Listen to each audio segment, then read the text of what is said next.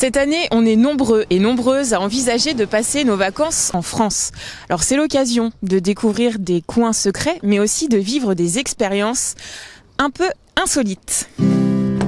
Bonjour. Bienvenue sur la Toul, Anguille-sous-Roche. Merci.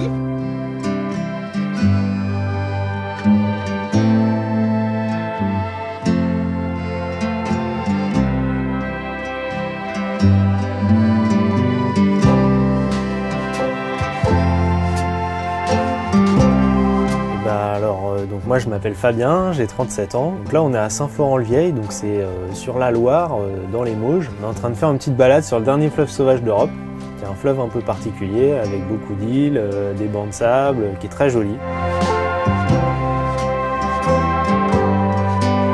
Et puis là depuis quelques années j'ai monté ce bateau-là. L'objectif étant de pouvoir avoir un temps long sur la Loire, pouvoir se poser. Donc c'était de faire une vraie maison sur l'eau, sur un bateau typique de Loire qui est une tout cabanée, on appelle ça, c'est un bateau à fond plat qui est vraiment typique. Donc je me suis inspiré un peu des tiny house. Alors avec ce bateau, je propose des croisières en itinérance sur la Loire. On vient naviguer avec le bateau à peu près 3 heures par jour. Moi je suis là, en pilote on va dire. Et puis le soir quand on arrive en escale, moi je rentre avec le petit bateau blanc qui est là. Et puis les gens sont autonomes après sur le bateau, c'est un vrai petit logement, donc voilà, donc ils peuvent profiter de l'escale. Alors ce bateau, il a été fait par un artisan local. Il y a très peu d'artisans qui font encore ce type de bateau, c'est que des bateaux uniques en fait, faut avoir un savoir-faire quoi. Donc là c'est un gars de la Poissonnière qui a fait ça, c'est une coque en aluminium. Donc lui m'a fait la coque et après moi j'ai fait tout le reste quoi, la cabane, le bois. Enfin voilà, on a fait tout le reste quoi. Après je me suis fait aider quand même sur la partie technique, notamment avec les panneaux solaires, voilà. Mais sinon c'est beaucoup d'autoconstruction. J'avais fait une petite tiny house pas loin d'ici qui était géniale et je me suis dit il faut faire ça sur un bateau, ça va être génial quoi.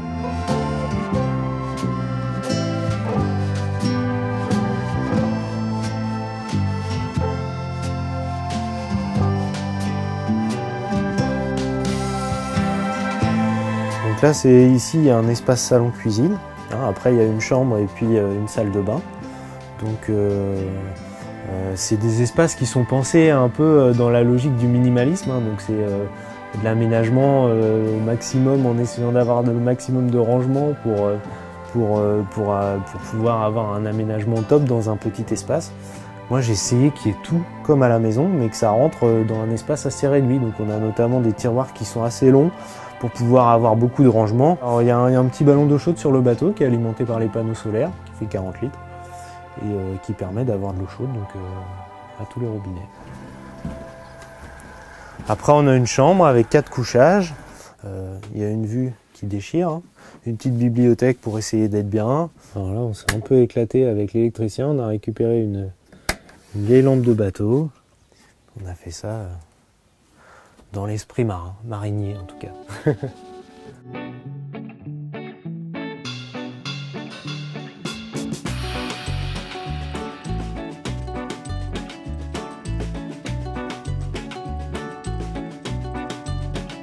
Ouais, alors c'est vrai que c'est une maison en fait, c'est minimaliste un peu, et puis c'est complètement autonome. Donc c'est vrai qu'il y a plein d'idées à prendre, même pour des maisons sur terre finalement. Donc là, on est au milieu de l'eau, forcément, on n'est pas raccordé à un réseau électrique. Donc j'ai des panneaux solaires sur le toit, il y a des batteries sous le lit. Et au moins les 5 mois d'été, on va dire, le bateau est complètement autonome. Après, quand on est en période de chauffage, là, je suis obligé quand même de me brancher au ponton. Voilà, parce que on peut pas mettre de poêle à bois sur ce type de bateau, mais à la limite, dans une maison sur terre, on pourrait mettre un poêle à bois. Voilà.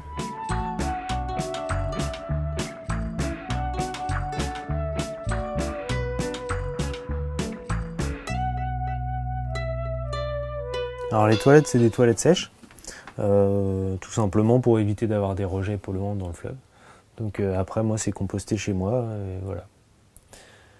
Et après, l'eau du bateau, c'est l'eau de la Loire qui est filtrée, avec notamment une filtration UV pour qu'elle soit sécurisée. Et puis on utilise sur le bateau que du savon de Marseille pour éviter d'avoir des rejets polluants dans le fleuve. Voilà. Donc on se lave les mains au savon de Marseille, on se lave les cheveux au savon de Marseille, on fait la vaisselle au savon de Marseille.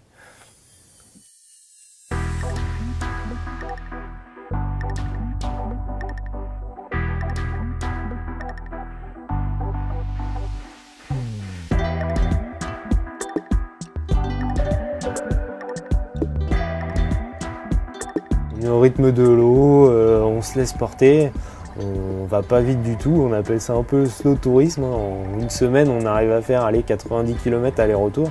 On s'en rend pas compte, il y a plein de choses à faire en fait, rien qu'à regarder et à vivre autour de nous. On est sans voiture, on prend juste le vélo ou à pied à chaque escale. Et voilà, c'est des vacances un peu tranquilles.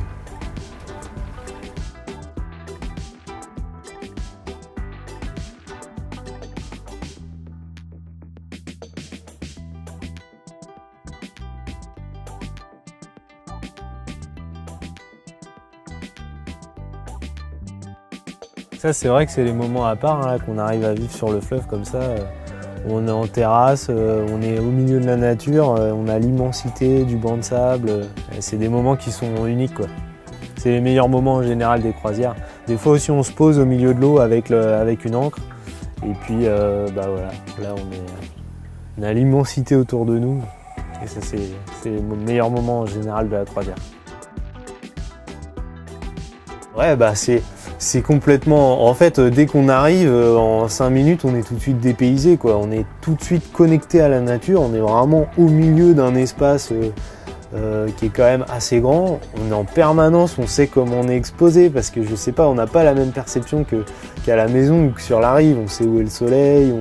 Voilà, on voit tout de suite hein, des choses qui se passent avec des oiseaux, des choses comme ça. Et puis bah, le soir, on a des lumières extraordinaires. Enfin, on est tout de suite complètement dans une ambiance. En plus, il y a le petit côté un peu cabane, le côté un peu itinérance, road trip. Voilà, donc c'est des vacances qui sont quand même hyper particulières et hyper dépaysantes.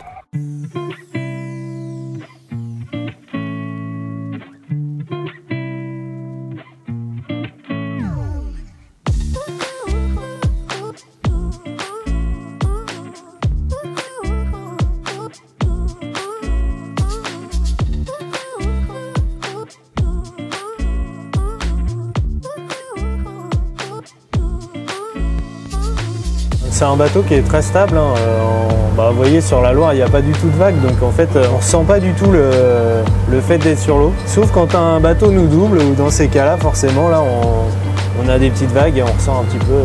Mais globalement, c'est quand même très rare.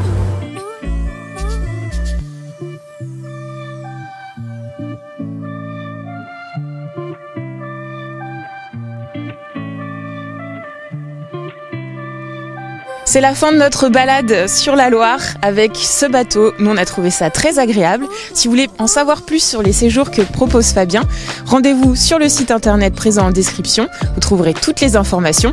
Moi, je vous dis à bientôt sur la chaîne YouTube. D'ailleurs, dites-nous en commentaire si vous avez prévu de passer des vacances insolites.